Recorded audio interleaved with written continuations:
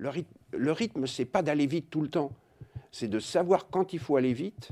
Et puis, tout d'un coup, faire un plan où Arthur va marcher lentement, traverser un bureau, rentrer dans le bureau de Maupas, voir qui dort, et puis faire un geste, il lui éteint la télé, et il y a tout d'un coup quelque chose qui passe sans un mot entre les deux hommes, comme ça, voilà.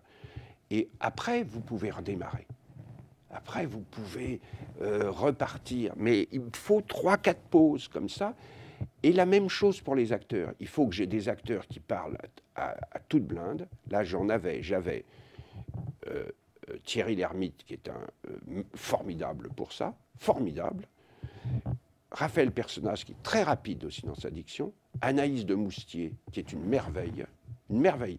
C'est une des actrices françaises qui sait parler le plus vite en étant d'une immense clarté. On comprend tout ce qu'elle dit, là, tout le temps, alors qu'elle cavale.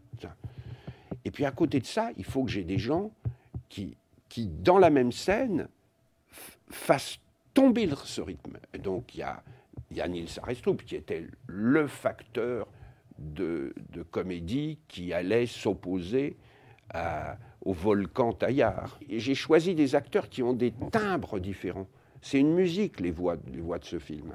Mais comme dans La Princesse, où il y avait des dictions, il y avait la diction un peu précipitée de Grégoire le Prince Ringuet, il y avait celle complètement musicale de Mélanie Thierry, celle posée, je réfléchis, de Lambert Wilson, et celle sarcastique avec une distance de Raphaël Personnage. C'était un mélange de voix. Moi, j'accorde énormément d'importance aux voix des comédiens, à la presque au plan musical.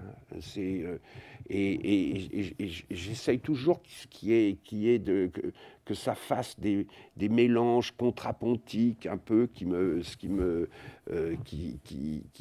soient intéressants, qui soient excitants musicalement.